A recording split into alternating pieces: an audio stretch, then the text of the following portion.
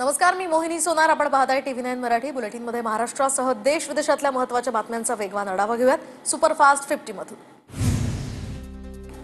लोणार तालुक्यातील 5 मंडळांमध्ये ढगफुटी सदृश पाऊस, तर शेतात आले तलावाचे स्वरूप. शेतकऱ्यांवर आता तिवार पेरणीची वेळ, तर वझर, आघाव, गुमराळा, कासारी, येवतीमध्ये मोठं नुकसान. बुलढाण्याच्या लोणार तालुक्यामध्ये ढगफुटी सदृश पाऊस, तर सोयाबीन पीक पाण्याखाली. पंचनामा करून तात्काळ नुकसान भरपाई देण्याची शेतकऱ्यांची मागणी. वाशिममध्ये संत्रा बागेचं आणि सोयाबीन पिकाचं मोठं नुकसान, पुराच्या पाण्यामुळे शेतीचंही मोठं नुकसान. अमरावतीमध्ये शेतीच्या वादावरून 5 एकर सोयाबीनवर फवारणी. मीरा 71 तणनाशकाची फवारणी केल्यामुळे लाखो रुपयांच्या पिकांचं नुकसान. मांजरी मसला या गावातली घटना. वाशिमच्या रिसोड तालुक्यातील पिंपरी सरद या गावाजवळ उतावळी नदीला महिनाभरात 2दा पूर. नदीकाठच्या शेतीचं मोठं नुकसान. नदीकाठचे शेतकरी हतबल. मदत करण्याचीही मागणी. भंडारा जिल्ह्यात पावसानं दडी मारली, तर धान रोवणी केलेल्या शेतांमध्ये पडल्या भेगा. दुबार पेरणीचं संकट ओढवण्याची शेतकऱ्यांना भीती. परभणीमध्ये जोरदार पावसानंतर खरीप पिकांना जीवनदान. दुबार पेरणीचं संकट टळल्यामुळे शेतकरी समाधानी. परभणीच्या सोनपेठ तालुक्यातल्या नरवाडी शिवारामध्ये मुसळधार पाऊस, तर नदी नाल्यांचं पाणी शेतात शिरल्यामुळे मोठं नुकसान. अनेक दिवसांच्या विश्रांतीनंतर नागपुरात पावसाची हजेरी. वातावरणात काहीसा गारवा, तर दरम्यान विदर्भातील अनेक जिल्ह्यांमध्ये 3 दिवस पावसाचा अंदाज.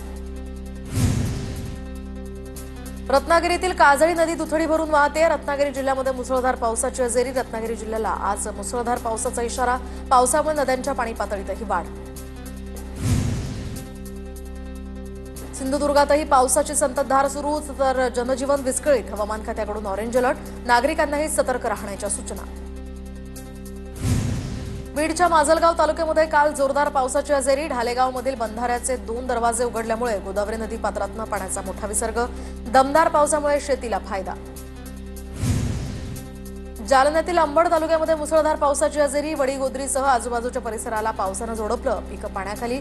शेतकऱ्यांचीही चिंता वाढली, तरी खरीप हंगामातील कपाशी, मका, सोयाबीन यासह इतर पिकांनाही फटका. बुलढाण्याच्या लोणार तालुक्यामध्ये ढगफुटी सदृश पाऊस. 6 तासात 114.9 मिलीमीटर पावसाची नोंद. मुसळधार पावसामुळे 25 हेक्टरपेक्षा जास्त शेतीचं नुकसान झाल्याचा अंदाज. शेतकऱ्यांकडून नुकसान भरपाईची आता मागणी. नंदुरबार जिल्ह्यामध्ये 15 दिवसांपासून पावसाची दडी. पाऊस नसल्यामुळे पिकांचं मोठं नुकसान. शेतकऱ्यांना अजूनही चांगल्या पावसाची प्रतीक्षा. जळगावच्या भुसावळमधील हतनूर धरणाचे 6 दरवाजे उघडले. धरणातनं 1442 क्युसेकनं पाण्याचा विसर्ग. धरण पाणलोट क्षेत्रामध्ये 133 मिलीमीटर पावसाची नोंद. छत्रपती संभाजीनगर पैठण महामार्गावर बिडकीन गावात रास्ता रोको आंदोलन, तर 100 फुटांचा रस्ता रुंदीकरणास विरोध. 100 फुटी रस्ता रुंदीकरणाला नागरिकांचा तीव्र विरोध. विजय घाडगे मारहाण प्रकरणी लातूर तुळजापूर महामार्गावर रास्ता रोको. छावा संघटनेसह सर्वपक्षीय नेत्यांनी महामार्ग अडवला. सूरज चव्हाण यांच्यावर गुन्हा दाखल करण्याचीही मागणी. माणिकराव कोकाटेंविरोधात शरद पवारांच्या राष्ट्रवादीचं आंदोलन. पुण्यामध्ये कोकाटेंविरोधात शरद पवारांची राष्ट्रवादी आक्रमक. नागपुरात मुलींच्या वसतिगृहामध्ये शिरून 2 आरोपींकडून मुलीचा विनयभंग. मध्यरात्री 3 वाजता आयसी चौकातील वसतिगृहात ही घटना घडली. आरोपी मुलीचा मोबाईल सुद्धा घेऊन गेल्याची माहिती. कोल्हापूरच्या इचलकरंजीमध्ये विद्यार्थिनीचा विनयभंग केल्याप्रकरणी 29 वर्षीय इसमावर गुन्हा, तर शहापूर पोलिसात या संदर्भात गुन्हा दाखल. कराड तालुक्यामध्ये 4 वर्षांच्या अल्पवयीन मुलीवर लैंगिक अत्याचार. आरोपी विरोधात कराड पोलिसात पॉक्सो अंतर्गत गुन्हा दाखल. आरोपीला पोलिसांकडून अटक. लातूरमध्ये छावा संघटनेच्या कार्यकर्त्यांना मारहाण केल्याप्रकरणी 7 जण पोलिसांच्या ताब्यात. अल्पवयीन मुलीच्या आत्महत्येप्रकरणी राजकीय हस्तक्षेप. सूरज चव्हाणला अटक करा. वडेट्टीवारांची मागणी.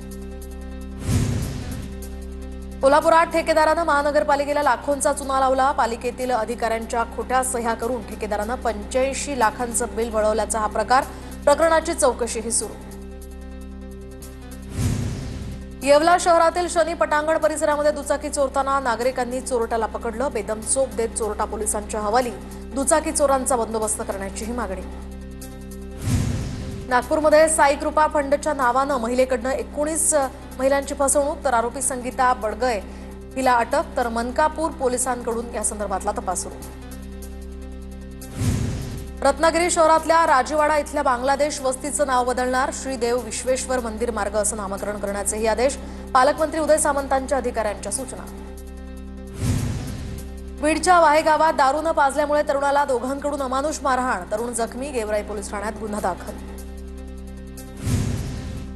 आटपाडी तालुक्यातल्या करगणी या ठिकाणी छळाला कंटाळून आत्महत्या. वेगानं तपास करून आरोपींना कठोर शिक्षा करण्याचीही मागणी.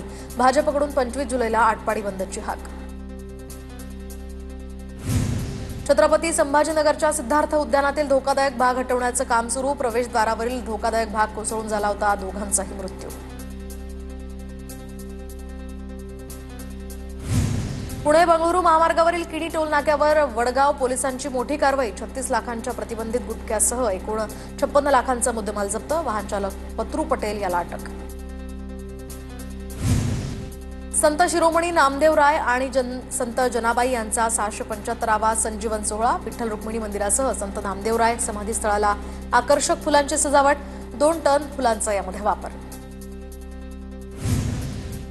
विठ्ठल मंदिरातील व्हीआयपी दर्शन सुविधेचं आज मुख्यमंत्र्यांच्या हस्ते उद्घाटन होणार. उज्जैन आणि काशीमध्ये अशा पद्धतीची सुविधा उपलब्ध.